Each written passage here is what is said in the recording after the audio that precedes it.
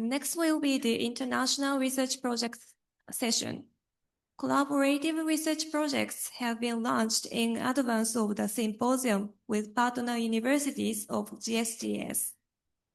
This session aims to share the concepts and progress of each research project with the goal of sustainably advancing the international research project. The moderator for this session is Professor Jian Xu, Assistant Professor of the Graduate School of Global Environmental Studies, Kyoto University. Professor Xu, the floor is yours. Thank you.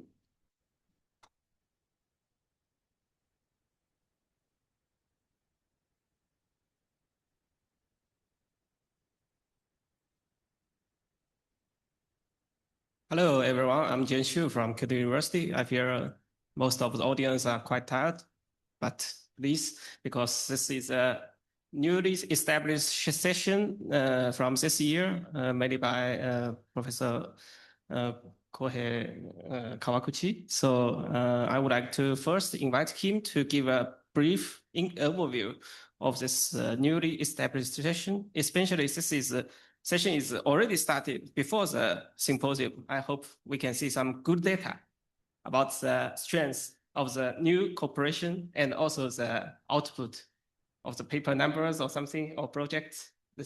Please, Kawaguchi-sensei. Hello everyone, my name is Kohei Kawaguchi. I am a member of GSGES Symposium Organizing Committee. I will introduce the International Research Project briefly. This project is an initiative to promote international joint research.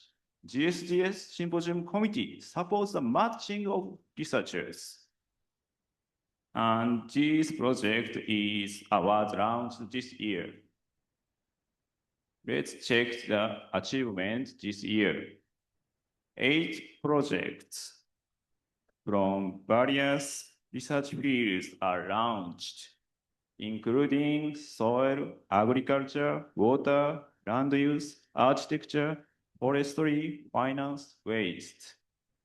Incidentally, I am a member of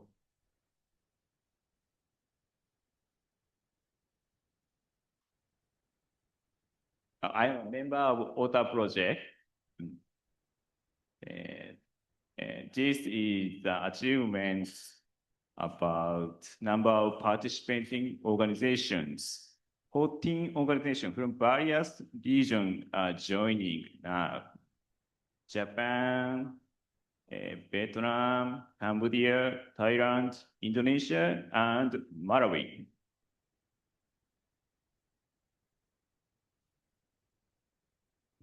Next is a number of participants. 19 researchers from various organizations are joining now. Thank you for their contribution.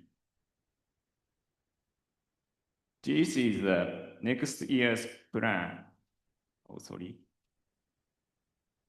May 1st in 2026, GSGES calls for proposal from partner universities.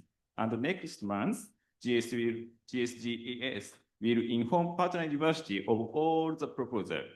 And next month, under each proposal leadership, we start a joint research. This is the scheme of the international research project.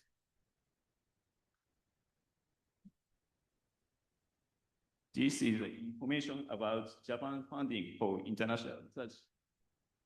My colleague and I collect the information on 26 Japanese funding scheme. So please consider applying for them in the next year. Thank you for your attention. We look forward to your excellent proposal. Thank you. Thank you very much, Professor Kawaguchi. So I've got to mention that for each presentation, we are still have only 5 minutes. So next presenter will be Hitoshi Shinjo Sensei, and associate professor from Kyoto University. I think he is well known to be very strict on the time. So please.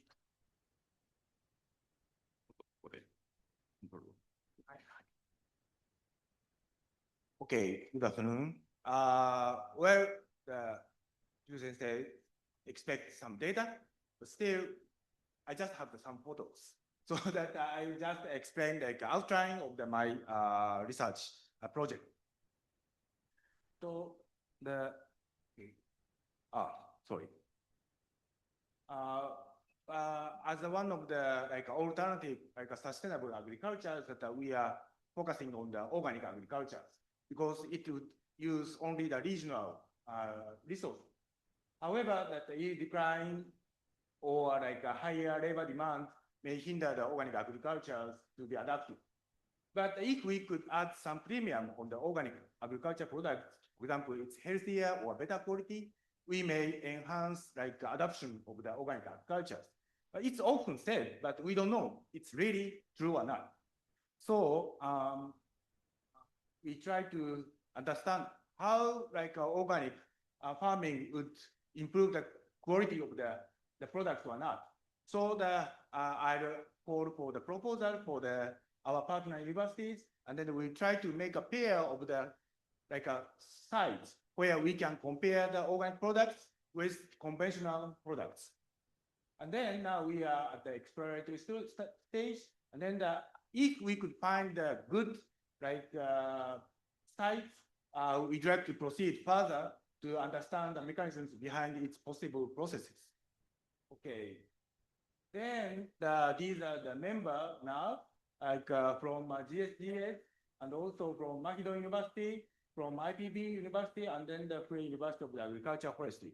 As in the previous session mentioned, how you could establish the international collaborations. Yes, and then the Nao Sensei has mentioned one of the ways that previous students in our university would be the good starting point. Yes, it is true for our project, so that we also have several alumni in our lab, and also they are become the focal point to bring the new other their fellows to be involved in our project, and also that with the basis of the GSGES the partnership, we also attract several researchers from the Makido University. They are not from our lab, or we don't have any concrete relationship before that. But thanks to the past collaborations within the GSGES, they would join us. So that will be maybe the good evidence that we are really strengthening our partners. Then, yes, we already started our project, and then we started to identify where we can find the good pairs. Then, I visited where to find the organic farms with our partner, and then we also visited Thai in Kanchanaburi, where we can find the organic farm, and then in Japan, I could find several places where they are conducting their own organic farming. And then, lastly, yesterday, I visited the organic farm very close to the Bogo with Professor Arek and then Dr. Wahil to see how they are organizing the organic farming product. So that I could just show the data, no, not data, the photos. Maybe in the next year, I could show the data, how we could proceed. Thank you. Thank you, Shinjo Sensei. Perfect time. So next, I would like to invite Trisang Songko, Associate Professor from IPB University, to introduce his joint research project. Please.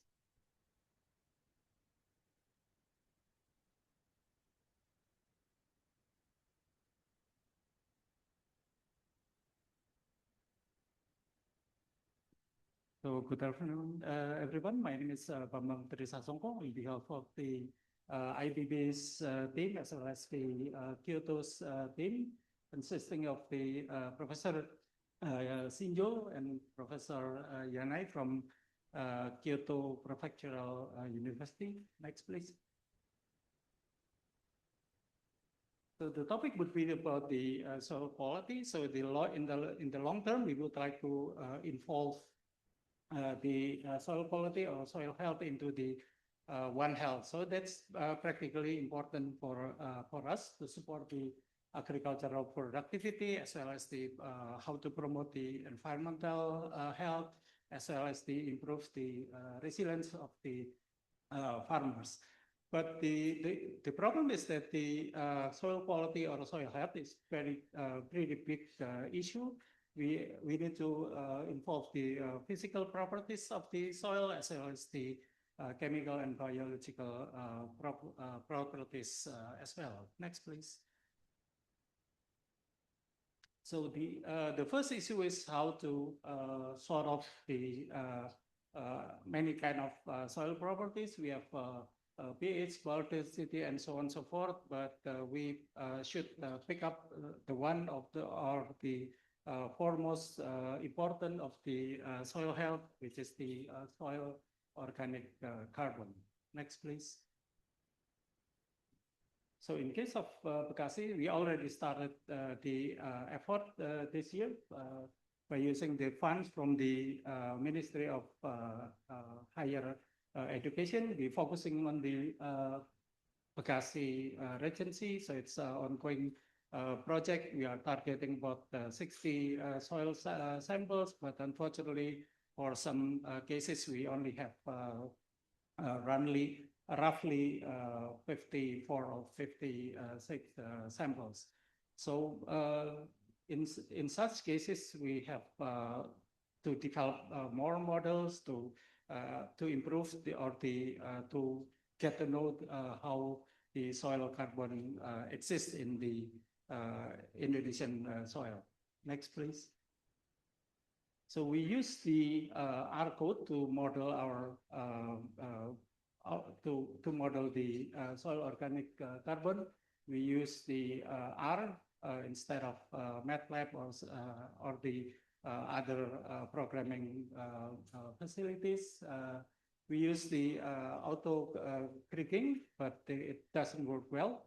But fortunately, we have manual kriging for this instance is the ordinary kriging. Next, please.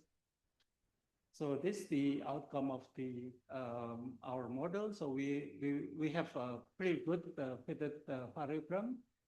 Next, please. And this is the outcome of the soil organic carbon distribution around the Bekasi Regency. Next, please. And we also have a cross-validation module, so we can have well, it's not that good actually. That's because the root mean square error is about the 0.5. We expect much lower, about 0.2, which is quite severe in our cases. Next, please. And then for the another project, we have secured a grant from the IBB and the Ministry of Education.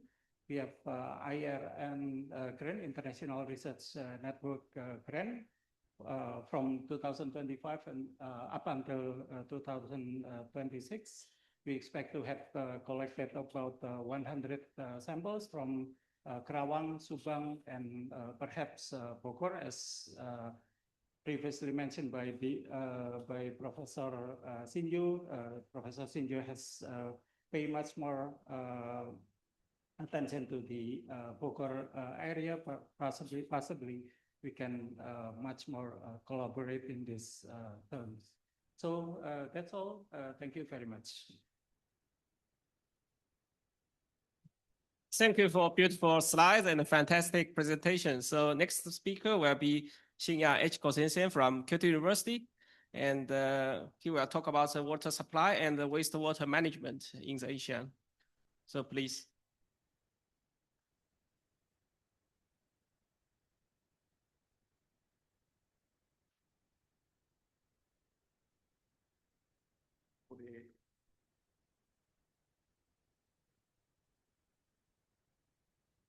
Okay, good afternoon. So last year in our international symposium, I proposed this project, and so the basis.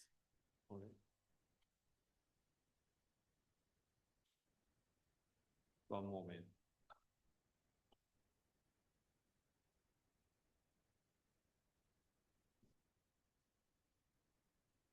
Okay, I raised a question. This question: are you happy with the water supply or wastewater management in your town or in your country? So we say no. Even in Japan, you may think the drinking water in Japan is very clean, and we can enjoy the clean tap water everywhere in the country. But at the same time, we use this clean water for toilet flushing. In other words, we drink the water for toilet flushing. So it sounds weird, right? So in terms of efficiency, we have some problem. In that sense, water supply system in Vietnam is more reasonable. So they have bottled water for drinking, and they have different stored rainwater for other purposes. But of course, stored rainwater may have some health problems, right? So our assumption is, there might be another way to improve our water supply system or wastewater supply system. So something like this. So we deliver water with social quality, then we treat the water on site at your home or other, let's say, building like that.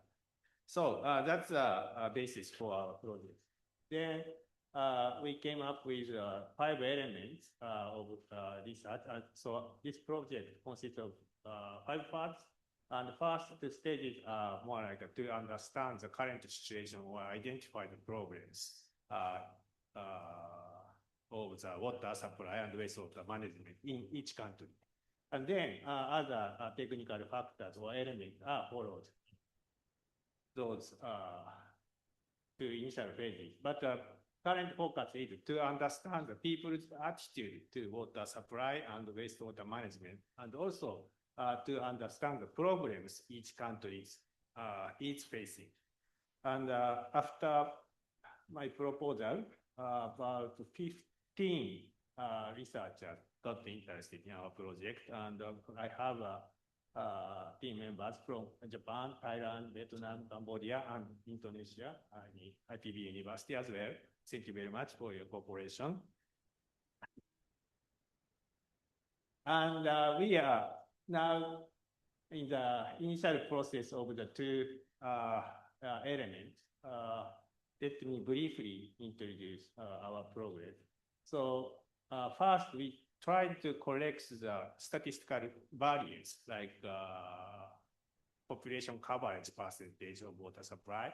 And also, this example shows the proportion of drinking water sources.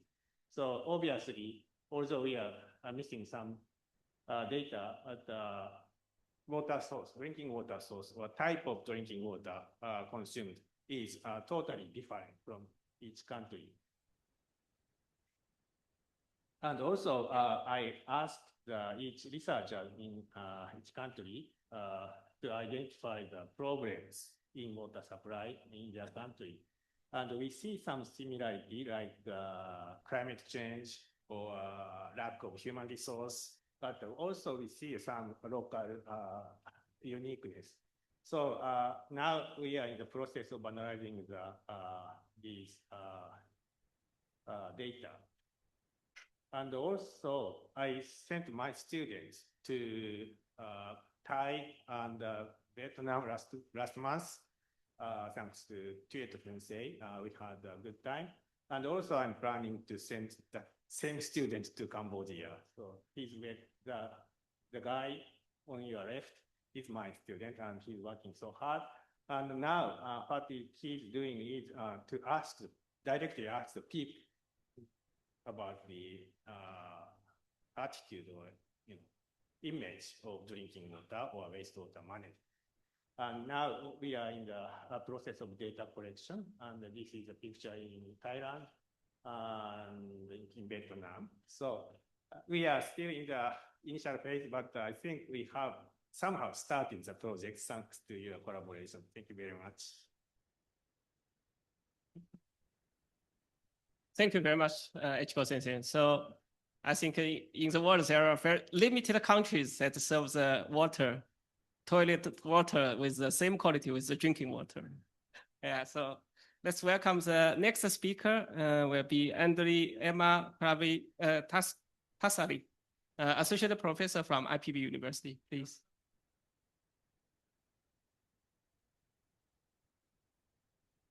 Okay, good afternoon, everyone. Selamat sore. I hope you still enjoy this session. My name is Andrea Emma Pravitasari. I am from IPB University. And in this occasion, I would like to introduce our international research project.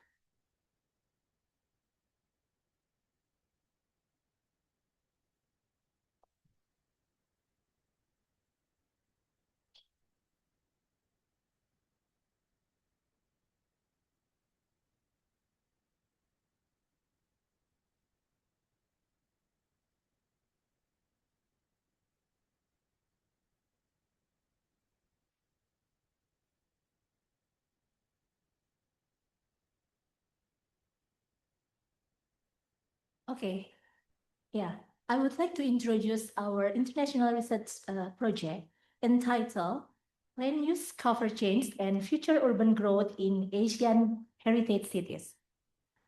First of all, I would like to introduce our member of the research project. I myself, Andrea Emma Pravitasari, and also the other IPB members, Professor Emma Nustiadi, and then Dr. Anggi Mardianto, and then Dr. Satyadi Pratikamulya, Professor Galuh Syahbana Indra Prahasta from BRIN, and then the other professor from Kyoto University, Professor Izuru Saizen, Dr. Genta Kuno, Dr. Muhammad Saber, Dr. Hor Sanara from Royal University of Agriculture, Cambodia, and then Dr. Jabulani Nyengere from Malawi University of Science and Technology. Okay, I will introduce about the research. Many heritage cities across Asia are experiencing growing pressure from the rapid urbanization and also tourist-driven development. These dynamics often trigger substantial changes in land use and also urban form, creating significant risk to the preservation of cultural and also historical assets, and also the understanding the relationship between the urban growth and also land use cover chains is essential, especially for ensuring the sustainable management of heritage cities. Tourism further the development trajectory of the heritage city. And as the tourism sectors contribute truly to 10% to the global economy and also cultural tourism continue to rise, and cities must find ways to balance economic gain with the need for the conservation. Despite this opportunity, heritage cities face several challenges, including uncontrolled urban expansion, and then inadequate regulatory frameworks, and then tension between modernization and preservation. Addressing these issues is vital to ensuring that heritage values are not compromised amid the ongoing development pressures. Next, please. Okay, the research objectives are analyze the spatial and temporal pattern of land use land cover chains in selecting Asian heritage city in 3 cities, Indonesia, Cambodia, and Japan during pre-pandemic and also post-pandemic. And then the second one is identify the driving factors of land use change related to tourism development and urban expansion and their impact on cultural and natural heritage cities. And then the third one is predict future land use land cover change and urban form in study area up to 2030. And then the last one is to recommend policies and also strategies for sustainable urban management to support tourism development and heritage conservation. And this is our research site. So the selection of Yogyakarta, Kyoto, and also Siem Reap is based on their distinct yet comparable characteristics as major heritage cities in Asia that are simultaneous facing rapid urbanization and also tourist pressure. These three cities also offer complementary context that makes them suitable and also representative case study for understanding land use cover change in the heritage environment. Next, please. Yeah, this is the roadmap of our research, but because of the limited time limitation, so I will not explain in detail. But we already done several publications and also try to get the sustainable tourism city trajectories. Next, please. And then this is the flow chart of our methodology. So in this flow chart, we can see that first of all, we collecting the data, especially the spatial data and also the secondary data and other related documents. And then we also analyze the land use cover change transition and also post classification. And then the third one, we try to identify the driving factors of land use change related to the tourism development and also urban expansion and their impacts on the cultural and natural heritage sites, and then analyze land use cover change prediction using some scenarios and also conduct the urban form analysis using landscape metrics. And then the last one, we also try to make policy recommendation for sustainable urban management to support tourism development and heritage conservation using micmac analysis. Yeah, actually, this is the primary result because we just started the research. So from these figures, you can see that in Kyoto, in 2017, the built-up areas were already concentrated in the urban core, and with the tree covers or green area forming a buffer around the city center. And in 2024, we can see that the built-up areas funded further towards the outskirts, resulting in the noticeable reduction of green space and also a clear pattern of continued urbanization.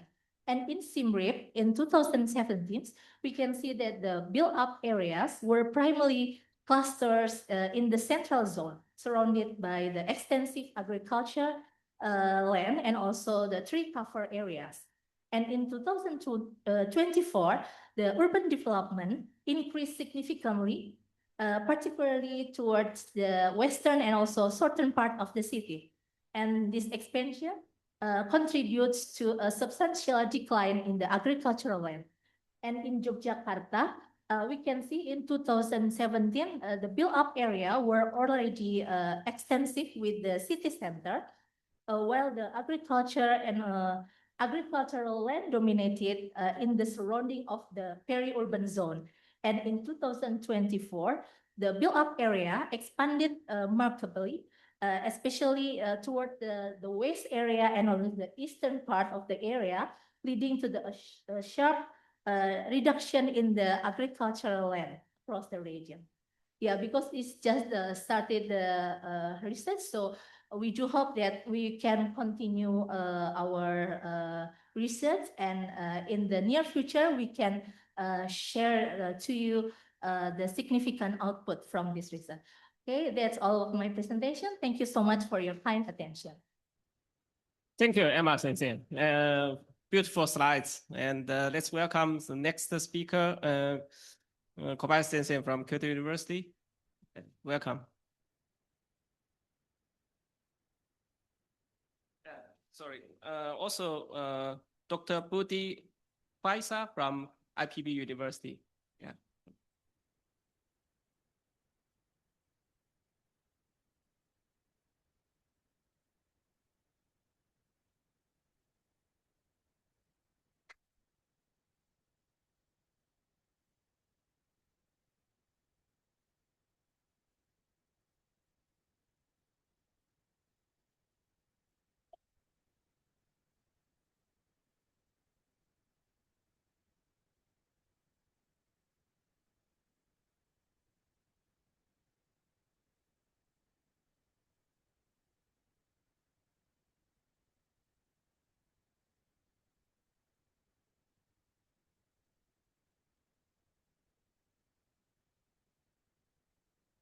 Okay, good afternoon.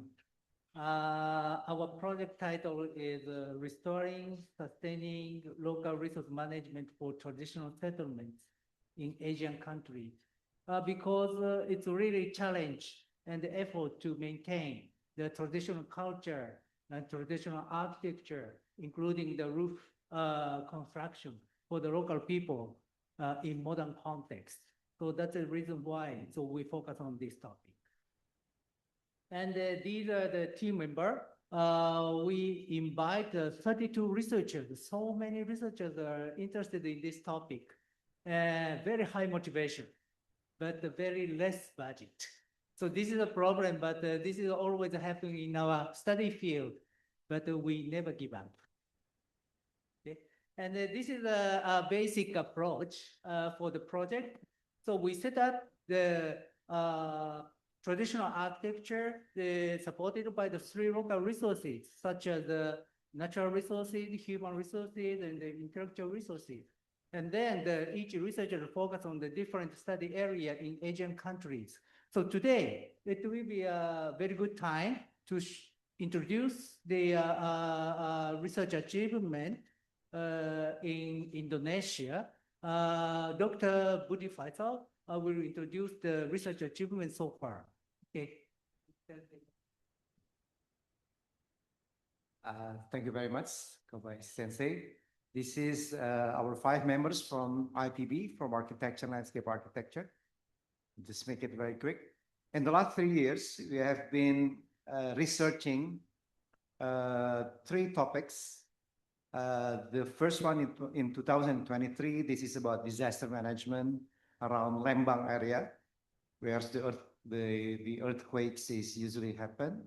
The second one, the 2024, we have also ecological and soil system, comparative study of Kampung Naga, Indonesia, and Kayabuki no Shato in Kyoto, Japan. And the third one is cultural landscape sustainability.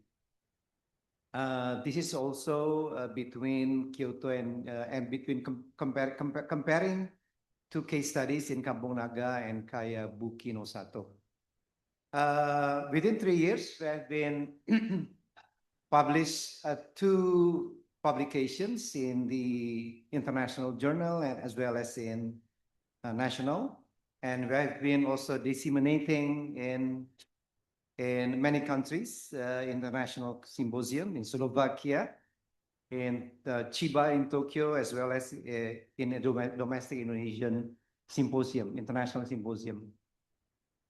This is our roadmap, as mentioned by Ibu Medria before. This is our roadmap until 2028. So we would like to expand that. Usually only have collaboration between Kyoto University and ITB. And then this next year, we would like to invite IPB.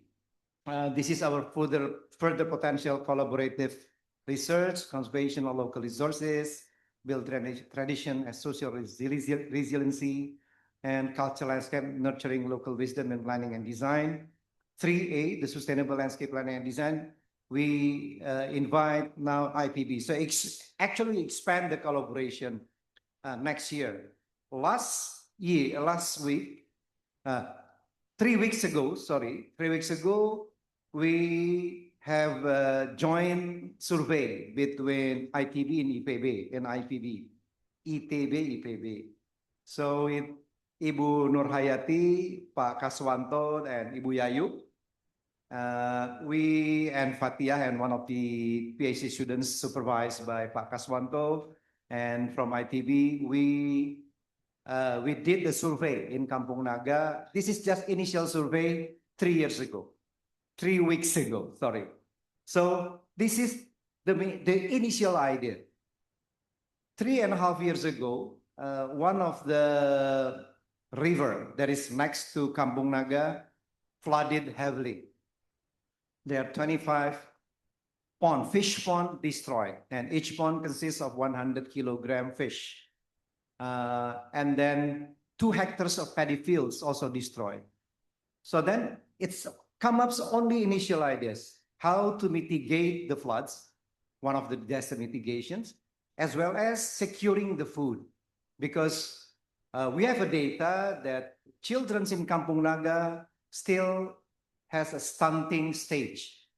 So then we need to validate the data and would like to propose something out of it.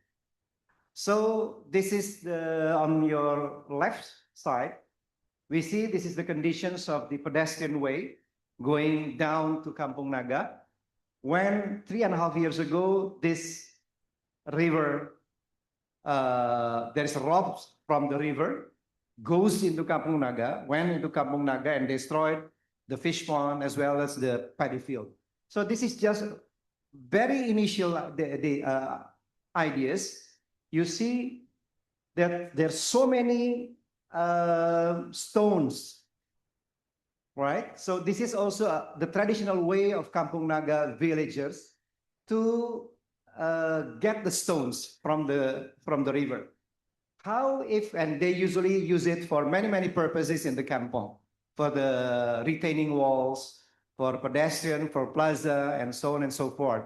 So the main idea is how to put another traditional retaining wall using that natural stones, while we also create some space for more edible plants and also fruit trees in order to solve the stunting issues.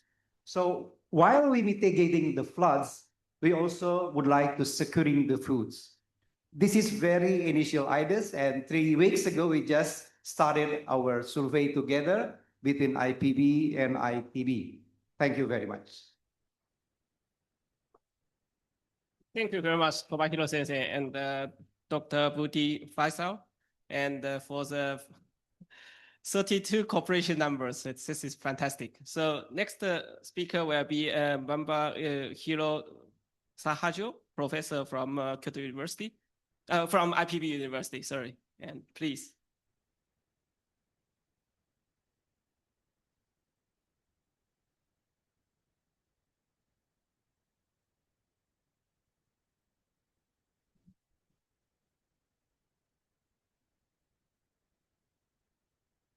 Okay, because of 5 minutes, I will speed up because mostly my presentation using the video, because I'm sure around 3:30 it's hard to stay here. Okay, so this is the proposed proposal, the role of deforestation, fire, and ecosystem restoration in supporting a sustainable environmental futures. Myself and Dr. Ati Asmadi Said is from Jambi, and Professor Mizono actually is from Tonankeng, Southeast Asian Studies in Japan, and Yoso Ekawa from Tuan. Next slide, please. So, okay, can you start from The Guardian? No, The Guardian video first. Yes. No, I mean the Secretary General video first. Can you make a sound it? I'm afraid that he will complain when he knows.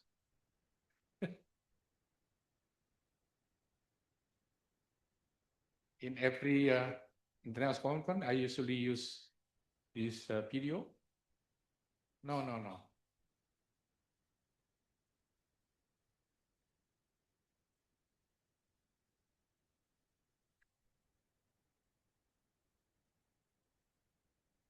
Can you start?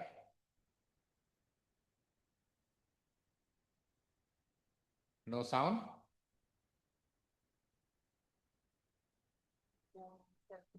Yeah, actually, this Juan Antonio Guterres already challenged with the Nakata as I mentioned this morning. The baby 8 years, at 8 billion will born, then they will ask what you have done, guys, because you say that you many nothing research, but still the emission increase, that many environmental problems on the grounds. So this is actually our background for the research. In just days.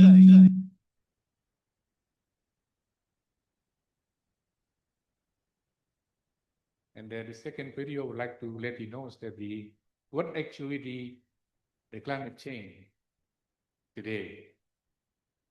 Because last year when I joined the FAO Fire Hub in FAO in Rome, my colleague from Brazil said that the temperature in this country in February is around 62.2 degrees Celsius. Meanwhile, in Europe is 45 to 50 degrees Celsius. But in Indonesia, when you get the temperature around 35, everybody complaining. So I think this is one of the challenges we would like to know more what is going on the ground. So because of that, then we start to know the situation by conducting the research in Jambi. Jambi is 10% dominated by peatland and mostly burns because many companies using fire for land preparations. Only 1 hectare, there are thousands of hectares that clear emissions. So that we would like to know how they're dealing with these issues. Please, Guardian. In just days, our planet's population will cross a new threshold. The 8 billionth member of our human family will be born. This milestone puts into perspective what this climate conference is all about. How will we answer when baby 8 billion is old enough to ask, what did you do for our world and for our planet when you had the chance? Excellencies, this UN climate conference is a reminder that the answer is in our hands. And the clock is ticking. We are in the fight of our lives and we are losing. Greenhouse gas emissions keep growing. Global temperatures keep rising. And our planet is fast approaching tipping points that will make climate chaos irreversible. We are on a highway to climate hell with our foot still on the accelerator. Can you stop at it? Please, so you can continue. This was the month the world showed us what climate change really feels like.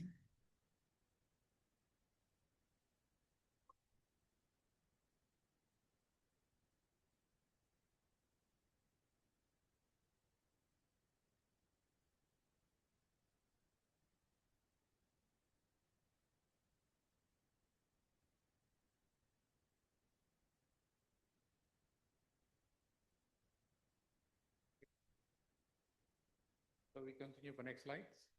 This was the month. So now situation fires in Jambi, please. Yeah. Look like hell, you know. I couldn't imagine how the people stay around. My research done with the US University in Central Kalimantan, we got that 90 cases of the smoke's content, where 50% is very harmful to human being. Because, for instance, like furan, they cause the stunting, and also the others like hydrogen cyanide, we found this also. Next, please. Okay. Turunkan hujan rambang patang, hilangkan sang koyo dia sayang. So the kind of fire is still working now, okay? And this is the mineral soil, and this is the peatland after burning. So you can see they cannot manage well for the hydrology there. So actually the people would like to burn 4 hectares, but the problem is the fire jumped to 311 hectares. In other places, they would like to prepare for 4 hectares, and then to be 650 hectares. Next slide, please. This is what I got for the World Policy Congress in Seoul. Yeah, we can see that wildfires, increasing CO2 gas emission to climate change, and then increase the risk, like we have a typhoon, etc. Next slide, please. So then we try to focusing to understand about the situations in Jambi. Why? Because Jambi still life until today. And then also the good growth performance. So we would like to know what kind of the factor behind of those fires, for instance, in the case of Jambi, and how the government of Jambi fight and solve the problem. We will calculate the burn areas and also the forestation analysis. And then this is equation we used to calculate the peat fire is not IPCC. I published a Springer 2 years ago because something wrong with IPCC to calculate emission from peat fire. Because they use the combustion factor is 1. When you burn the peatland, you cannot get the combustion factor is 1. So it's around 7 to 0.8. If you use steel, it's meant to increase 20 to 30% of emission. So it's mean that emission for Indonesia will increase or overestimate between 20 to 30%. Okay. And then again, we will analysis of the peat management and restoration up. Next slide, please. This is the end because actually the research is not started yet. I just last week just signed a contract with Professor Hernan. Hopefully after this we go to the field. Yeah, hopefully working together with IPB University, with Jambi University and Kyoto University, we'll kind of have some solution problem. This is our result, availability of information, dynamic of deforestation, and then delineation the roles, interests of key actors in peat ecosystem, management restoration, as well as the extent of which restoration effort has a positive impact. And the last is development a comprehensive baseline confirming that fire and deforestation control directly contribute to achieving sustainable development goals in Jambi. This is how I would like to present you. Thank you very much for your attention.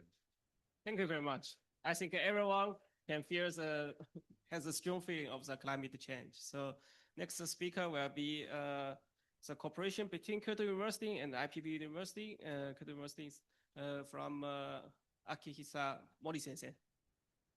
And also IPB University from Isha Rajpint, professor from IPB University, please.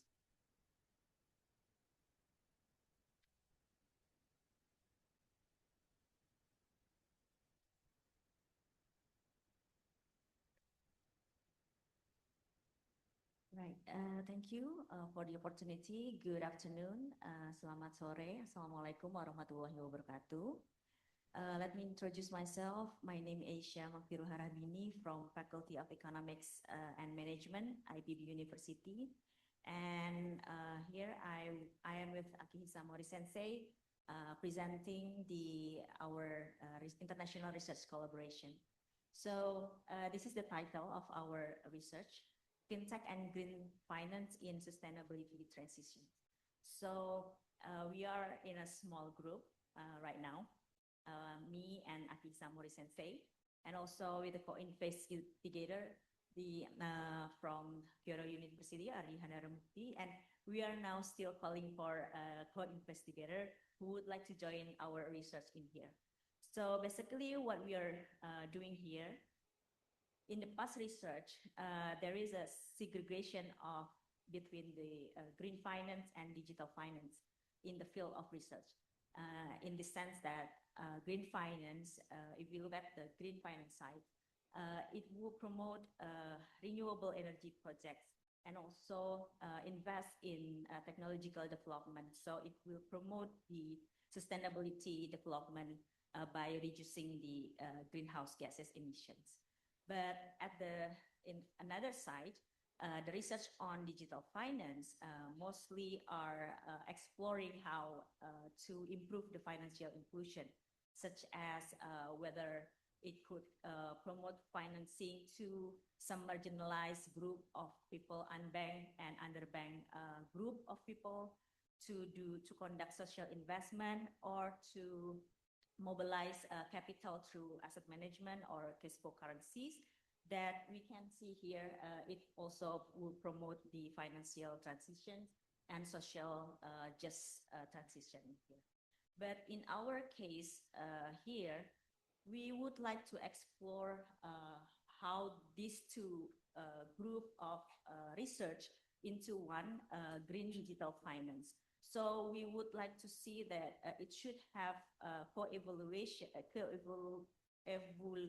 evolution in business models, such as it then would promote a renewable energy project, technological development, and it should embed also digitalization of the energy system in the business model. And in the one part, environmental investment through financial inclusion also needed. So it will together promote or supporting the energy transition and greenhouse emission reductions. And in our research, we conduct systematic literature review here. We found that this area of topics in fintech and green finance, it promote financial access for green and sustainability project financing. So mobilize the capital from those are ESG conscious investors to the borrowers. So how they do this? Having this digitalization or innovation in technology, it can or it is providing a system that would reduce the asymmetric information so that it will relax the financial constraint, also would promote or induce the efficiency so that the access for financing are increasing then. And the other part is that having this capital mobilized or investment into the financial sectors to promote AI or technology adoption that will also induce or promoting the low carbon emissions. So all in all, here in the literature reviews says that there is an opportunities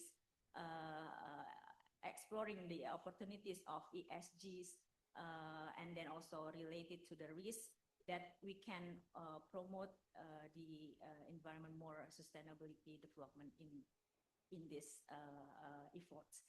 But however, there are also some reviews, some literatures that this digital technology or fintech can also promote the consumption energy that would also leads to the environmental degradation. And in this, we see that there is a mixed kind of effect on those two, innovation technology and also environment sustainability. And basically, I would like to hear explaining on the Indonesian side. Here, Indonesia, technology innovation are increasing so fast since the beginning, since after the COVID-19.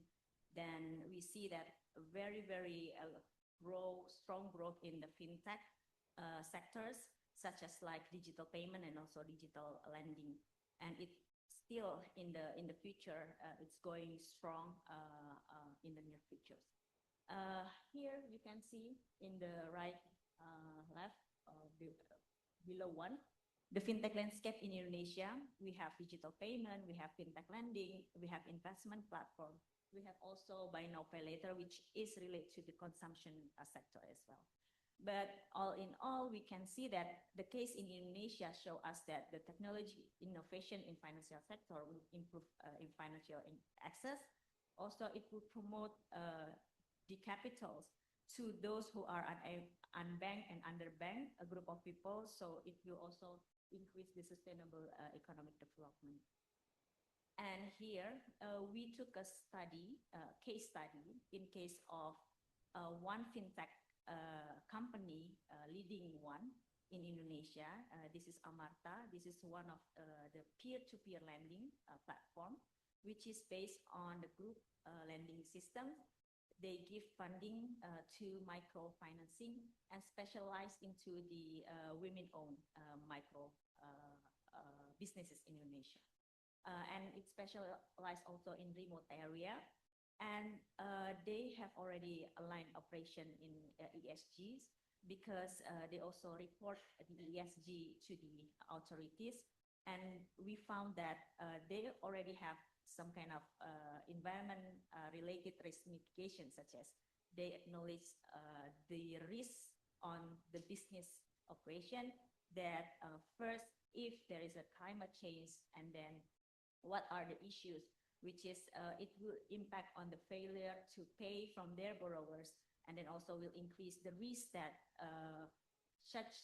their borrowers, such as farmer, fishermen, and also others, unable to pay, and then also the living environment of their borrowers also prone to disasters.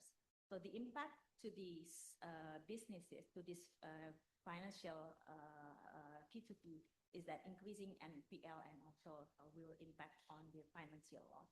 So they then have a mitigation on this to create program for handling the NPL. Also, they have assistance to the borrowers, special assistance, so that those are risky affected by climate change could be more aware, and then more to minimize the risk of a financial loss. So I think I would stop here, and then I will give to Mori Sensei to give a case of Japanese studies. Okay, Mori Sensei, please finish it in 1 minute. Thank you. Yes. Okay. Yes. I'm talking here so that I was regarded as a lazy, and I put all the task situation. That's it. So my point is in Japan. Actually, in Japan we have very few number of fintech or startups. There, what I find is that there are only a few fintech companies engaged in green finance. They are involved in offset identification of finding the offset in agriculture and forest. That's there. What we are planning to do is focusing on more on widening the coverage to focus on the local banks and Japanese mega banks, and there how these banks are incorporating green finance and fintech into their main business.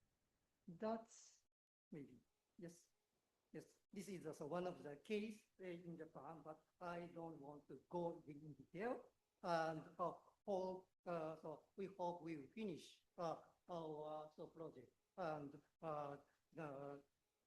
giving you some output in next week.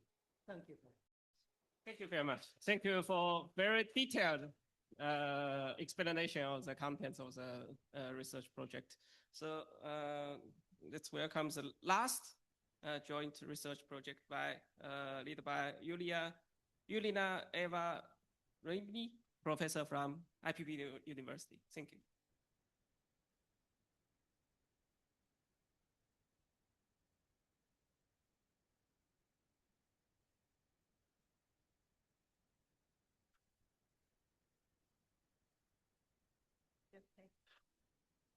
All right. Good afternoon, everyone. Selamat sore. Assalamualaikum warahmatullahi wabarakatuh. Thank you for the opportunity to present our initiative, Raising a Green Generation, Empowering Mothers and Children to Transform Waste Culture in Indonesian Community.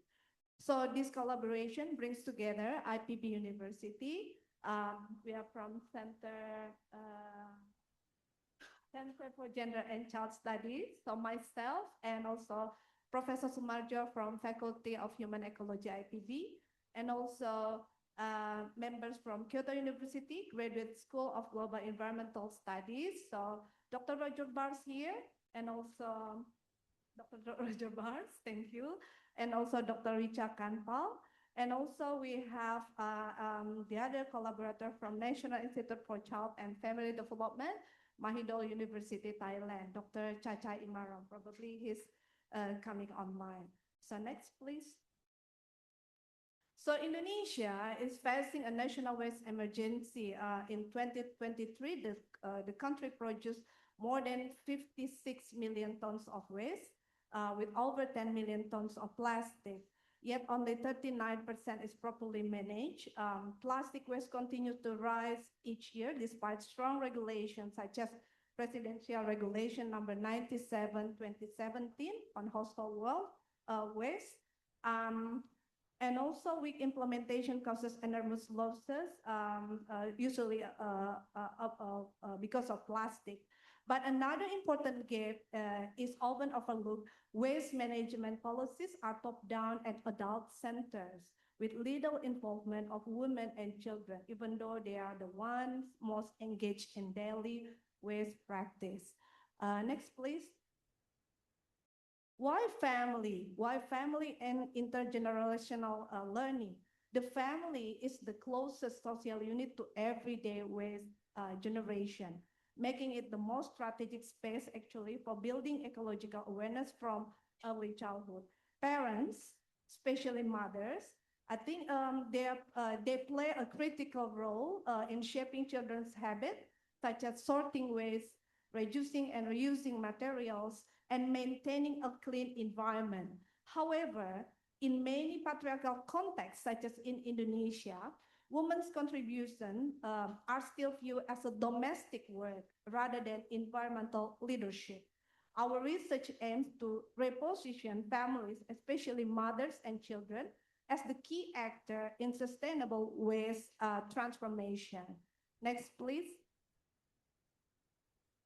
So we focus on two main research questions here. The first one, what are the knowledge, attitudes, and practices related to waste among mothers and children in garbage center communities, TPS, tempat pembuangan sampah, but we call it garbage center probably. And the second one, how do parenting practices and mother-child relationship quality influence sustainable waste behavior? So our goal is to understand and strengthen intergenerational learning as a mechanism for environmental change. Especially, we aim to map knowledge, attitude, and practice and analyze how family dynamics shape eco-friendly behavior. Next, please. This project is actually just initiative. As the previous presenter mentioned, we just signed the contract with Pak Hernan last week, but we have a 5-year roadmap to conduct this comprehensive research. So this year, we try to map knowledge, attitude, and practice and family factors related to waste culture. And the second year, we plan to develop the mother-child intergenerational learning model, so that like intervention, something like that.